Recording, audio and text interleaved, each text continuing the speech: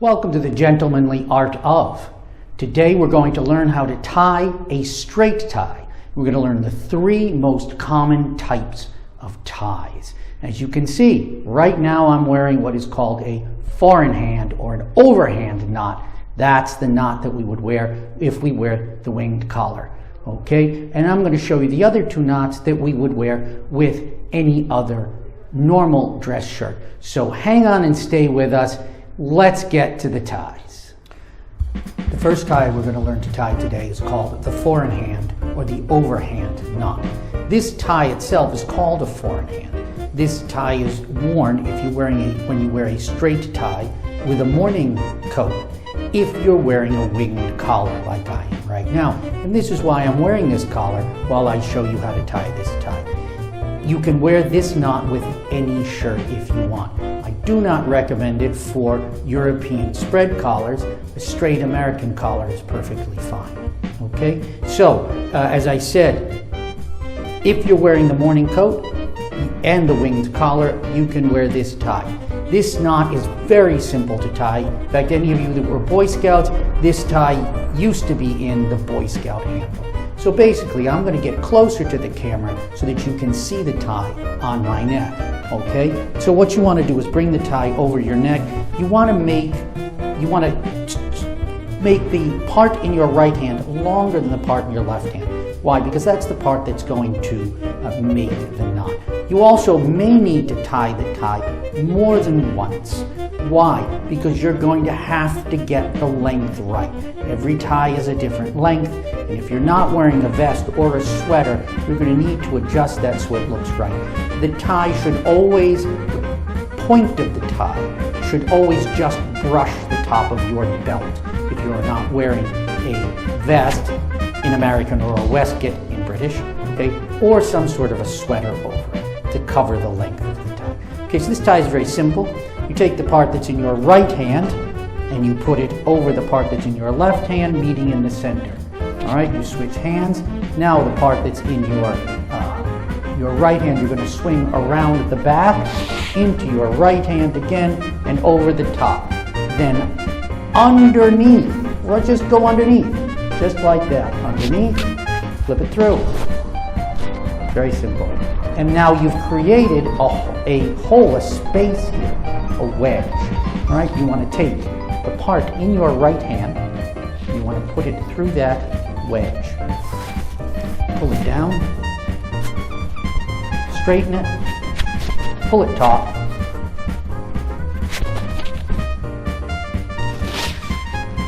and up to your neck. And there you go. There it is. Forehand or the overhand knot, the simplest of all knots. Okay, now stay with us. We're going to learn two other types of knots now. We're going to learn the single or simple Windsor and the double Windsor. Stay with us. Now we're going to tie the second type of tie, and that is the single Windsor. Now, I'm wearing a European wedge collar. It's the collar that I prefer because I think it looks the nicest. I think it looks the sharpest. I also am wearing wear dress shirts that are made for me. I go to my local tailor and he makes the shirts for me. Why? Well, because for me, they fit better. The fit is always perfect. The length of the sleeves is always correct. He makes the left wrist just larger than the right because that's the side I wear my wristwatch on, so I can easily get to it. There are certain things when you have shirts made for you that fit you much, much better than shirts that are off the rack, although there are beautiful shirts off the rack. Okay, so here's what I'm going to do, right? You lift up your collar and put the tie around your neck. Again, you always want to make the side in your right hand longer than the side in your left hand. That's how we start. Okay, and from there we're going to move. Now, the part that's in your right hand, you're going to put over the part that's in your left hand. Okay, now you see there's a spot here, right, that's long on your left side. You're going to take the part of the tie that's in your left hand and you're going to flip it over that. All right, you're going to flip it over. You're going to make it taut. And then you're going to bring the tie around the back into your front hand, around the front, up under, and in the space you've created here, in the fold, you're going to place the knot. You're going to place the tie. Right? Pull the tie down, tug, tug again, and bring it successfully up to your neck. Now that is a single Windsor knot. That's a single Windsor. Okay? It's a very nice looking knot for everyone to wear. Now, just a moment and we will tie the double Windsor, my favorite of all the knots. Okay, so here's my favorite knot, the double Windsor. I personally believe that for the spread collar, it is the most elegant knot that one can tie.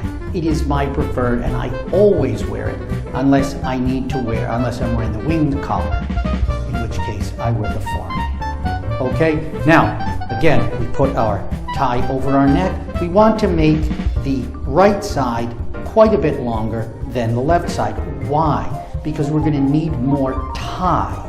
Okay, and so you adjust it. Now remember, you may have to tie and untie your tie several times, standing in front of a mirror in order to get the length correct.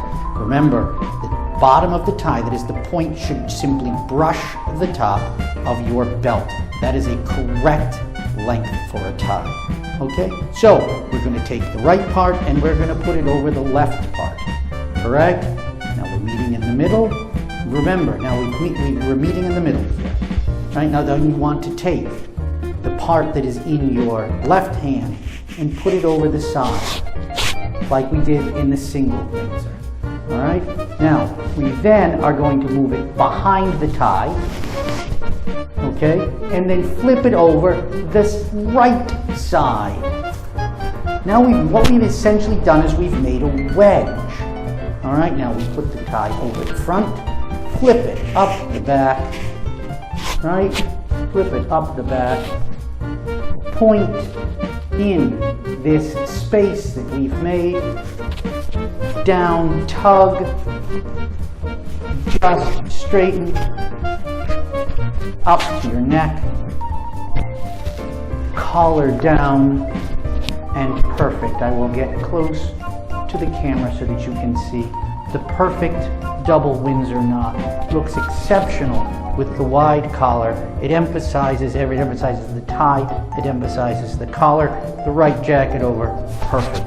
Okay, gentlemen, thank you very much for watching. This is the third of our knot. Join us next time when we will talk about how to wear a hat properly.